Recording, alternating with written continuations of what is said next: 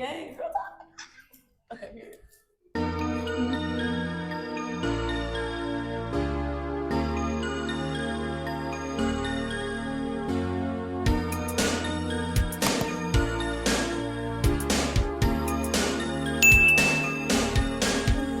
Okay, period. Hello, beautiful kings and queens. How you living? How you feeling? Welcome back to another TatyTedTalk. Today I'm here with a beautiful guest. My name is Mars Pixie, Midnight Ballerina. Hello. Hi. Period. Thank you so much for being on the channel. I'm so excited. Today we're gonna have a girl talk, y'all. As you can see, the vibes. This is tea. Y'all see that? Thank you. Tea as fuck. Yes, the vibes is here. Addictions aren't always bad. Hello, and it came through. It came through. First things first, we're gonna start with a little bit of pretty privilege, because we could dive into that a little bit. So, what's like? We can start perks. What's like your favorite thing go to about pretty privilege? Not having to pay for things. I'm not gonna lie. A lot of my life has been free. Yes, and I love that. Yes, it just feels like the universe just provides. Yes, literally. No, real spill. No, that's just sweet as fuck. And what would you say? Okay, so pretty punishment is basically like you know what the hell it is. Yeah. So what's an example? Like a couple examples that kind of your prettiness ain't always been beneficial. I feel like people see pretty women and automatically assume that we don't know anything. Like, I think people assume that we're stupid most of the time. Like, because we're pretty, we've never had to work for anything or really do anything, so we don't know anything. Which is usually the opposite. I'm about to say, most of the women that are like super beautiful, their insides match their outsides. Yeah. And so I feel like they usually know a lot about themselves. And I do think that sometimes they portray, like you being so confident in yourself that you're so sure with cockiness. Like, I feel like if everybody was so sure within themselves, it wouldn't be deemed as cocky. Like, if you actually truly, when you love yourself, it shows. And I think that that's something that, and it's something you look for in other people too. It's not something you are envious of or like turned off by. And have you ever gotten in contact with those pretty women that only are cool with other women that aren't as pretty as them? I have, yeah. That should be kind of interesting to me, because it's like, I love being cool with other pretty women. Like, I just feel like we could all be bad, we could all be cool creatives and still look good. Like, I don't understand, not to say everybody got a pretty level, you know what I'm saying? But at the same time, I'd be like, damn. Like, I don't like women like that have to be around people that make them feel big in the room. Yeah, I don't like that either. And you can notice it because they'll start talking over them. Like, they won't really, or they'll treat them the way that men treat them. You literally, like, they're not as valued, or like they damn near keep them in the box and make them feel small. Like, I don't like that shit, because why are we not empowering each other? Like, what's going on here? What's sticky? I don't like that at all. And I will say, well, another positive though, when it comes to being pretty, is like, I don't know, the feeling of walking into a room and just knowing that you're just that bitch. Yeah, it's so empowering. It's commanding attention without having to do anything. That's what I'm saying. Just smile, like smile and wave. Like, that shit is just so sweet to me. Like, because before, I will say, I wasn't always as confident as what I am now. So it's like, when it came to it, like, now actually finding that confidence within myself is like a whole newfound life. Like, that shit literally changed my whole perspective on life once I started not even caring about my appearance, but like caring about how I feel about my appearance. Yeah, yes, making it something for you, not so much for everybody else. Yes. Forgetting like societal standards, what everybody else deems as pretty or like okay, and finding that for you. Would you say that you always like were confident and like secure within yourself? No, this is very new. I'd say I felt that after when I left for college, that's when I really started to come into myself. Period. Trying to explore, when you start exploring, for real. That's so real. Yes. And speaking of exploring, when it comes to relationships, we're gonna tighten it. We're gonna get juicy. So, what was your last relationship? My last relationship ended in August. Okay. And how long do you feel like you need to wait before you move on? It doesn't take me long at all. It takes me a while to actually leave a person alone. So, like, by the time I leave you alone, it's already like it's over and done in my head. Like, I'm not angry, I'm not mad, sad, nothing. I want to move on. Like, I'm ready to see other people. I'm ready to see what else is out there for me. No, there's been so many times that I've literally, like, I don't know, like I'm definitely getting used to cutting people off instead of giving them a million chances, because I'm good for like going until the wheels fall off, and then when the wheels fall off, the whole car need a break. Like, like that's literally my kind of vibe. So it really just be like, damn, like I don't know. I used to definitely wait until I stopped feeling anger, because when I feel anger, I still feel like I care. So Yeah, it's like now I want to go back and forth with you. Like I need to make you hear me. Yes, I want to feel seen. I want to feel heard. I want to feel understood by somebody I'm fucking with. So it's like to now try to adjust it to like a, okay, well, fuck you. And it's been real. Like we're no longer in the same season and we don't align with each other. Then it's like, damn, it'd be bittersweet though. Yeah. But I definitely don't think there's really a time limit. I think for some time in between people might be good because people don't know how to detach in this day and age. Yeah. Like people like that toxic shit of like, oh, all my exes, this, that, and the third. They ain't never gonna leave me alone. Like, right, like, babes, actually leave me alone. Please. Like, I've been in that toxic shit to know that I don't care for that. Like, it's cute to your life in danger. Thank you. Like, literally, it sounds good on paper. Like, it's a kiki haha in the movie. But then, like, when it comes to real shit, like, that shit is not normal. Like, that should not be normal that somebody is obsessing over you after then did you dirty. Yes. 50 fucking times. Shit grinds the gears. But one thing, what was another one? Do you feel like being happy was always something that was easy to you? No, it's something. I have chronic depression. Okay. So being happy for me literally is a choice every day that I have to make, or else like I wouldn't have what I have now. It wouldn't look like this. It wouldn't feel like this. I wouldn't be able to function. And even for people who don't have chronic depression, I feel like it's still a choice to be happy. Even what I was telling you about earlier, when that man hit the back of my car, I could have been pissed about that for the rest of the day, the rest of the week, month. Like, no, literally. But at some point, I had to be like, okay, well, I work customer service, so I can't be upset about this all day, and I don't want to take it out on other people because like stuff like that bleeds. Yes, hurt people. And somebody probably messed his morning up, and that's why he was acting the way he was acting. And I don't want to be the type of person to hit somebody back. The domino effect. Yeah. No, be pissed as hell, hit the next person. Right. Like, yeah, I wouldn't even feel right with myself doing something like that. No, hell yeah. I definitely, growing up, I had a lot of mental health situations. I hate the word issues, but definitely had a lot of battles with certain things that it came like being happy felt like a chore. Like it was easier to just choose to be mad when I was younger because of trauma, because of just outside factors that truly didn't even fucking matter at the end of the day. But like when I used to navigate in such a negative light, like when I started choosing to be happy and seeing the universe reflect that back to me was when it was like, this shit is worth being happy for. Like when you fixate on the good shows. The same way if you fixate on the bad, your day is gonna feel real dim. Like your fixation is and your focus in that moment is exactly what you're gonna see reflected to you. So like that's what I had to really digest and be like, damn, like I choose my heart. Like I can choose to be hurt and angry, or I can choose to be happy as hell. And both of them are still fucking hard.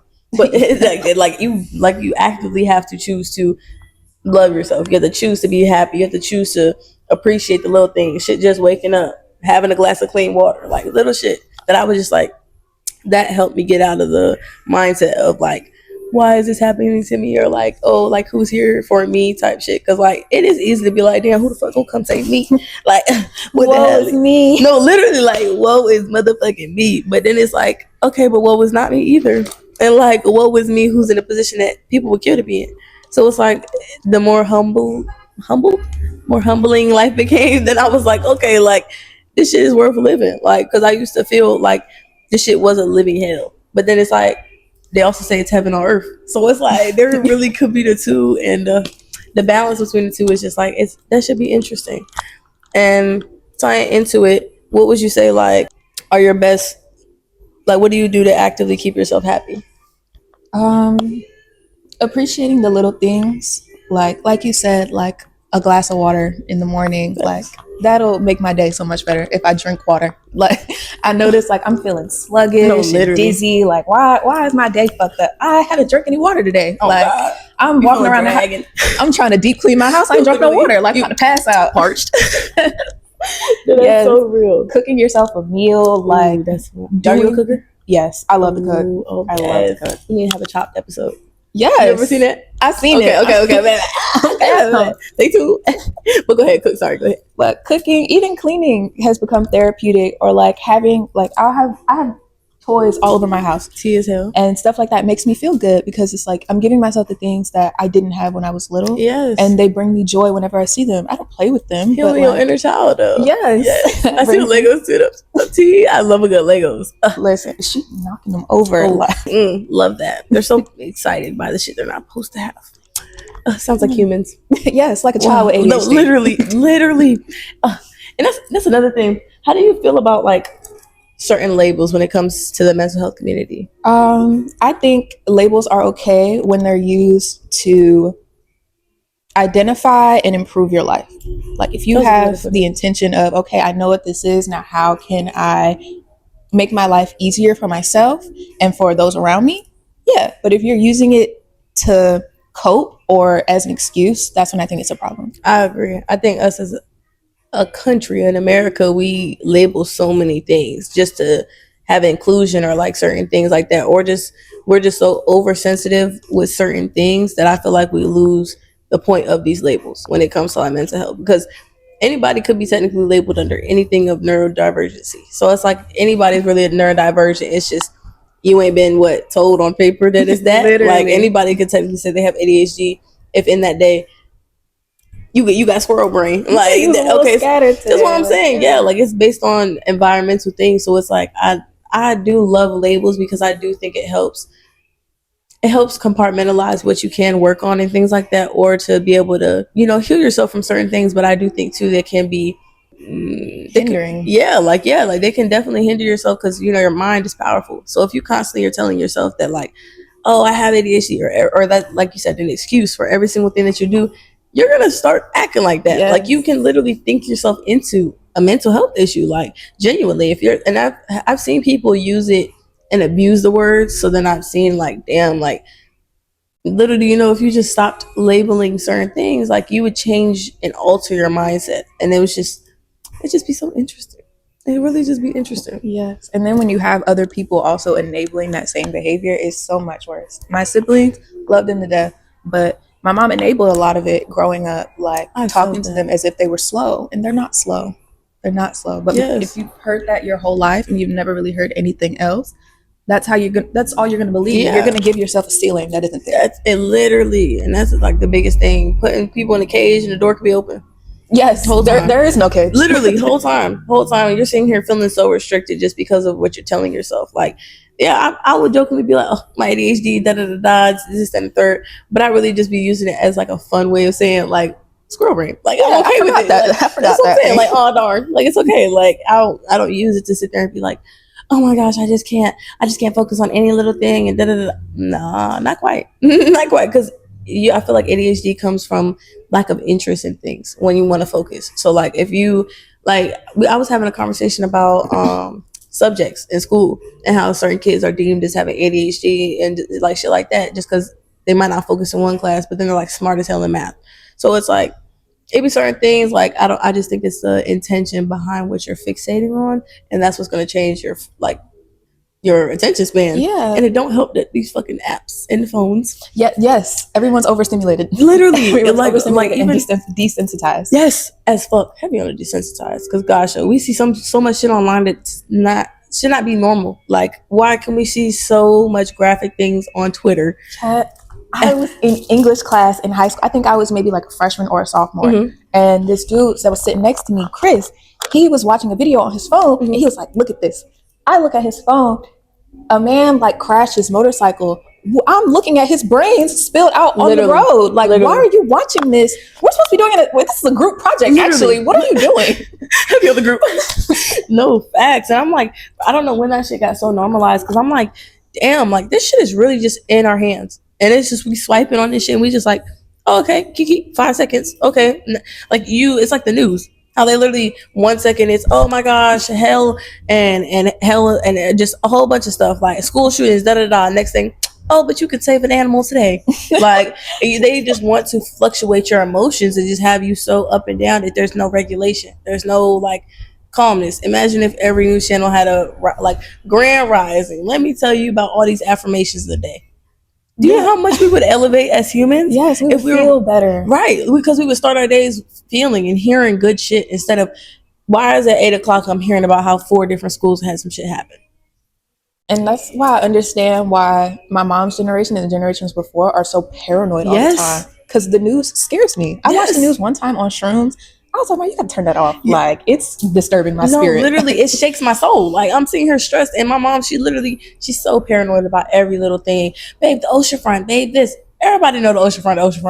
Everybody know what happens. It's been that way for a long time. It's been that way when y'all was out here. Thank you. Matter of fact, when I was a little kid and y'all was sitting there caking up on the boardwalk. Yeah, when y'all had the New York dope boys out here running shit. Like, it's been like that. It's actually a little better now. Hello. Like, there's stuff that's heavy on that because they be a little more strict out there. So it's like little things though. It just be like, damn though. And then the stigmas of negative areas and then just kind of filling them up with more negativity of gangs and shit like that.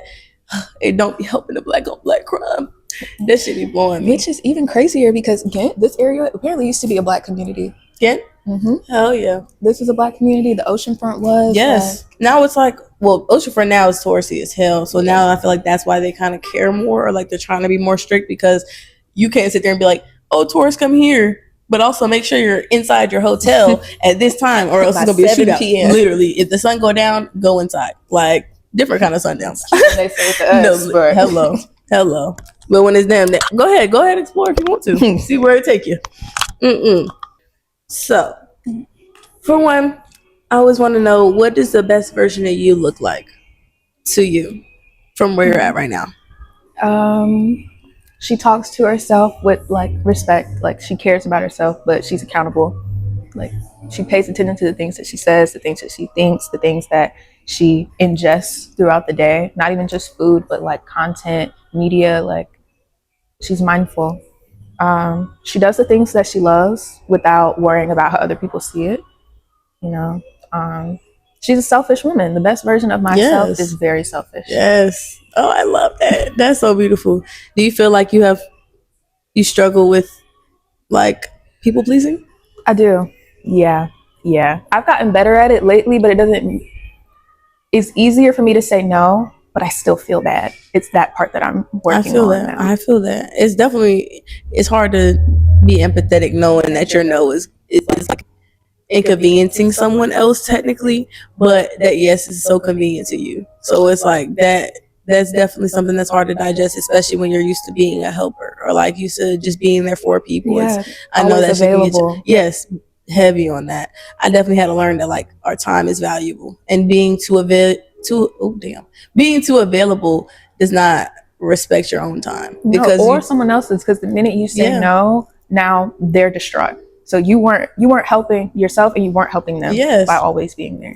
Literally, especially because I've had people around that like I was so there for them that I didn't even realize how much I was a crutch to them. And then once they didn't have that, now all hell's breaking loose. Yes, and that's scary. Yes, that's fucking terrifying. Yes, because some people take that and they get obsessive, like, and that's where that comes in. That's just not always healthy. Like, I love to say I want a healthy obsession with a partner, but it has to be healthy. It has to be healthy. It's so hard to draw that line. Like, what is a healthy obsession with a person? And I think certain things you can only find out through experience, like through experiencing with someone. Because I think it's hard to sit there and we can write down a list of all the shoulds and shouldn't in a damn relationship all we want.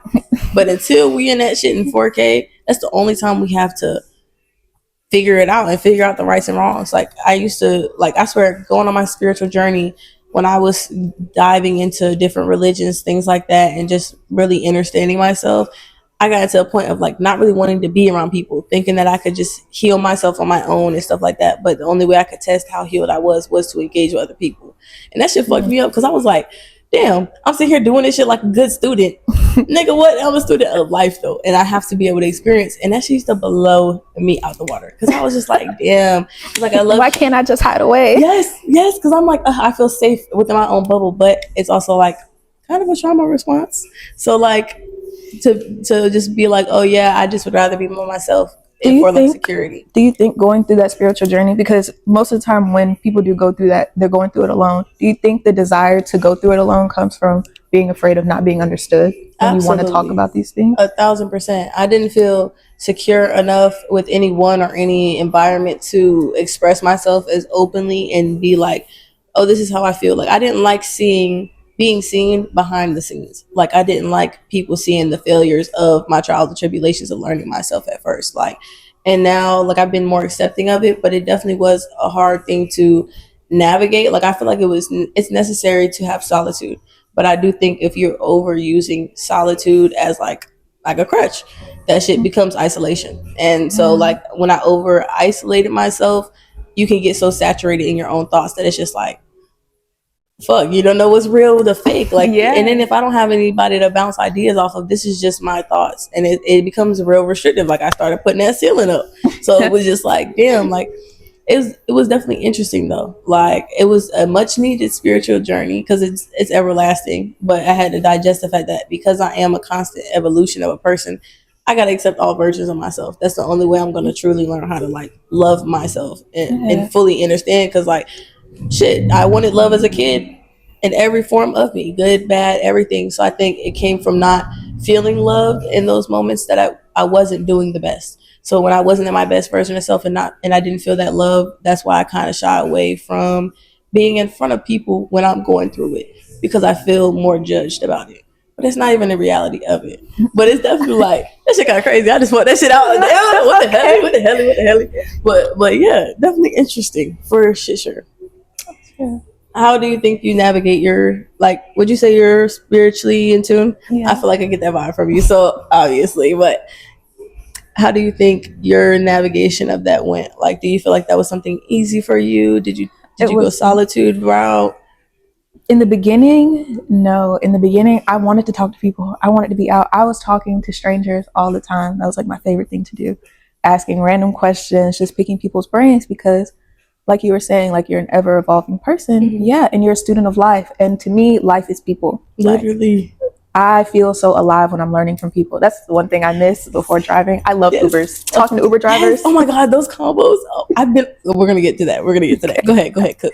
But yeah, you never know who you're going to meet. You never know who you're going to meet, what stories they have, where they've been. Like I've learned more in my life talking to people than I ever have in an institution. Yes. Yes, I agree with that 1,000%. Because it's like, I don't know, you get different sparks, you get different like motivations when you're talking to people. You can actually feel. I can't feel a fucking book. I can't feel a damn teacher that's telling me something that you're getting paid to tell me. Like, unless you're passionate about it.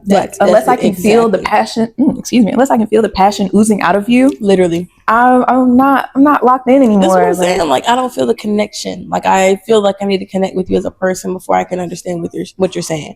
Because then, like, not to say I have to fully connect, but I do feel like there has to be some type of energy in the air for me to be like, wow, I'm so indulged in the conversation. Because if not, then what the fuck are we talking about? Like, and it's usually nothing. Literally, people who aren't passionate about anything usually don't have anything to talk about. Yes, or people that only have passions that someone else has. Like, you ever notice people that only have things to talk about other people?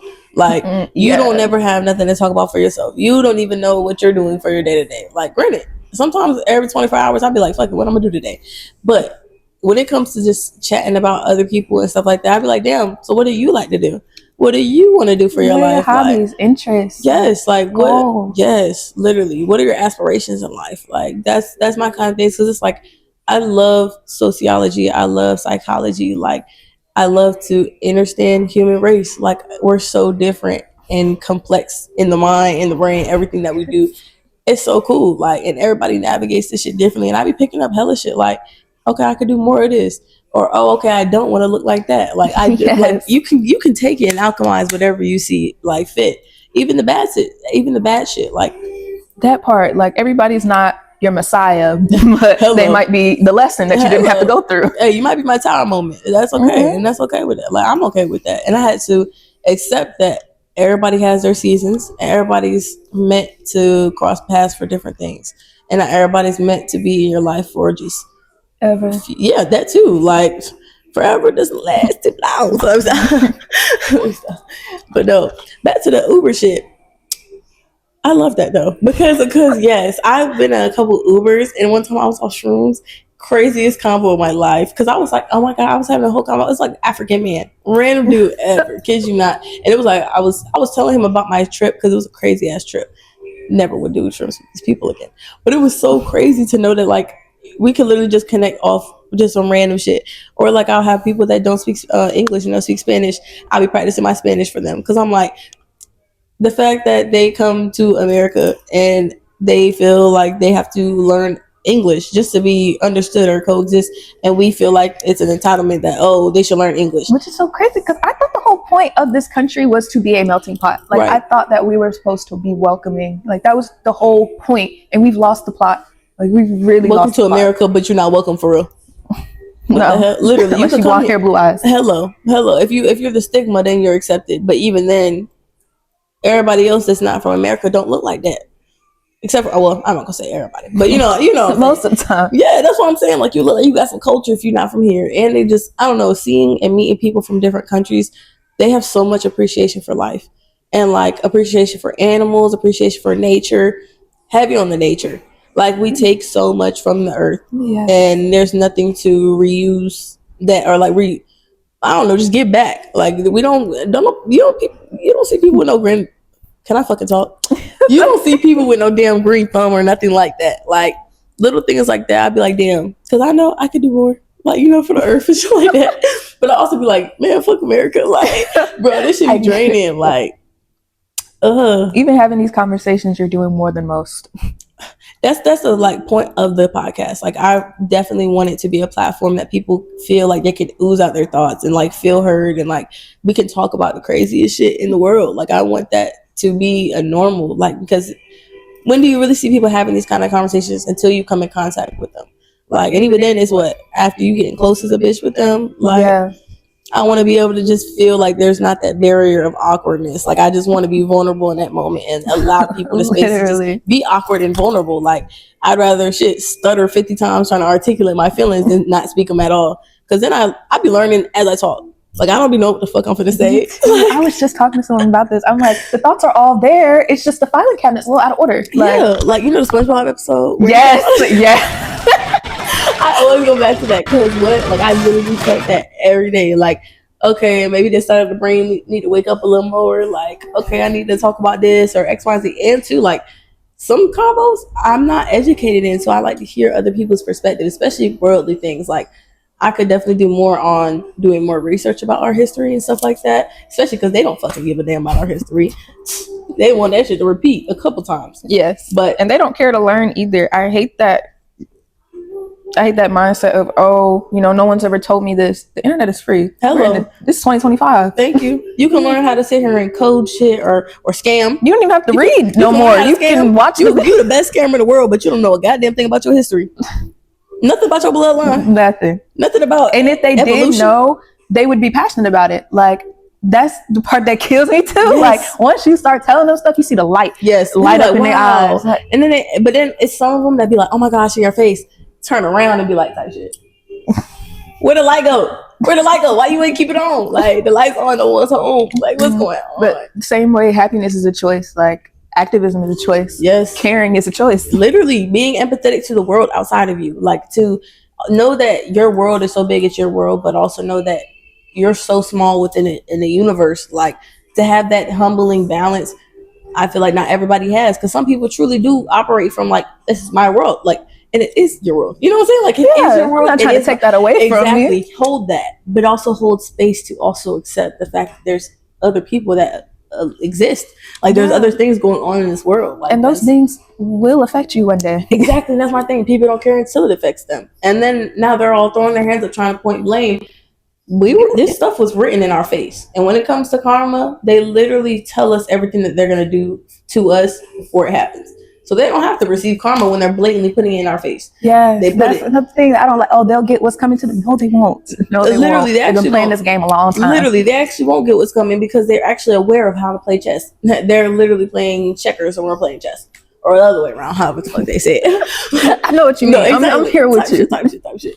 But no, literally, because people be thinking like, oh, people don't do bad, or like, oh, they wouldn't expect the world to be wouldn't be controlled by such dark energy sometimes. And it really mind boggles me that people still to this day think that like I don't know, like this is, America could just never do this. America can never, America done and will literally and currently is. So it's like, I don't know how much more proof people need to be able to digest the fact that like the change is within and the change is us. Like, If it was a snake, it would have been him. That's what I'm saying. And then they would have sat there and got bit again because they'd have been like, "Oh, he didn't mean it. He didn't mean. He's just a snake. He's just a snake. He has teeth. I scared him. Yeah. Okay. What about those who are scared, unprovoked, things like that? And I'm like, that's just so disheartening sometimes. Like, that's why niggas got to be the change in the world. Yes, but niggas would rather be part of. I watched New Jack City for the first time in my life.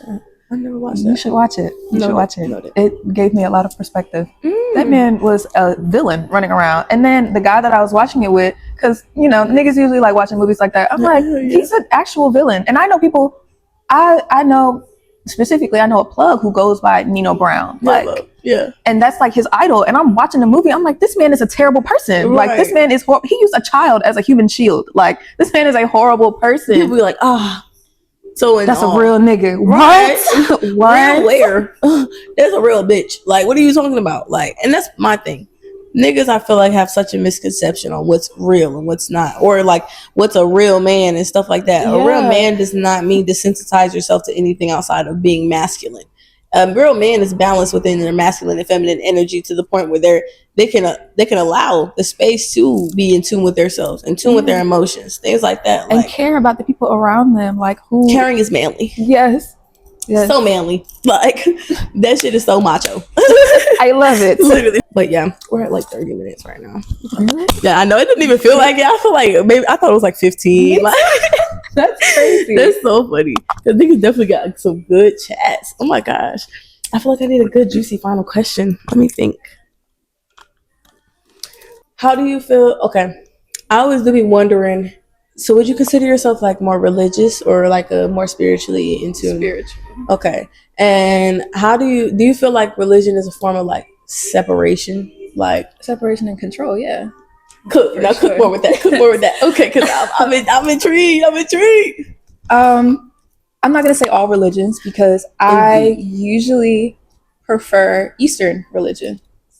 And polytheistic religions. Monotheism, for me, I don't like the idea of idolizing one being over like any group of people. I don't like hierarchies. Yes. I don't think they're necessary, to be honest. I think, like what we were talking about before, compartmentalizing, you know, identifying things, that's necessary. But when you start having hierarchies and believing that you are above or below another person, and your self-worth is so important to you as a human, like you can't function when you don't have any self-worth. And I was watching something earlier when people were talking about how churches in Black communities aren't a good thing.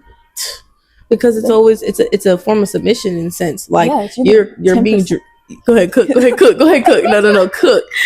But she made so many about you're getting 10% of your check every 2 weeks to the church. That 10% could do a lot for your community that the church is not doing. I don't see churches with community gardens. Right. I don't see churches that are taking in the homeless. They don't fuel those kind of things. Yeah. Like they don't literally, they'll be like, oh yeah, donations, this, that, and the third. What are we donating for? To what? Fuel the same building that looks the exact same, and we're gonna. No, it's going to the pastor that used to be a pimp or a dealer, or they sex traffic people within the churches, and people don't act like that's not connected with everything. Like even on the West Coast, the one thing about going back home and stuff like that, they have unions out there. So it's basically they like kind of have like, I don't know how to fully explain it, but they even have people with jobs. They make their jobs a union, and that means that they get more compensation for themselves, but they also are like at times they go out and help the community. They have so many community-based things. Like you'll see unions on the side of the street trying to sell things or like trying to like clean up, and they'll do like pickups and stuff like that. Virginia don't do shit like that. Yeah. Like, and obviously it's not just Virginia, but at the same time, it's like there's not unity and like it's just not unified. For everyone here to be so religious. And that's so my thing. To it, but my point, like especially being raised Catholic Christian as a Hispanic in a Hispanic household, that was very like pushed on, and I never understood the father, the God. It grinds my gears. It's so patriarchal that I don't like that either. Like it's so male centered. Thank you. And you think I'm gonna listen to this as a Black woman who's literally had to fight to get a voice heard? And you think I'm then gonna give my grace and healing to a God of one person? And I'm supposed to give thanks to him, and I get that. That's just a form of showing appreciation for the little things in life. But do you think I'm about to see God outside of myself? No. God is within. I see God as greatest of divine. That's how I That's how I describe it, and it's the universe to me. I don't like to restrict it to a gender. I don't like to restrict it to a person. I think it's a higher source out there. I think it. Hey, if that's people's way of navigating this world and that's their form of faith, interesting. But I respect it as long as it's respected by others too. Like, or you respect others with that same walk of life. Because some people, like, especially a lot of Catholics and Christians, right? Because they're trying so hard to abide. Yes, they're trying so hard to abide by a book that they're like, oh, nah, everything is wrong if it's not this, or it's just not your opinion. It's just not what you view. Like, because really all religions say same thing, different font. It's just a form of belief, and it's a form of believing in something. I just prefer religions that tell you that it's within. Yeah, and then believe in yourself. Yes, versus submit to this, and believe in that, and give things back to, that's not what religion is supposed to do. Is teach you how to understand yourself and love yourself to the point where you can create your own reality within your mind. Yeah. Because what faith is, that's all mental.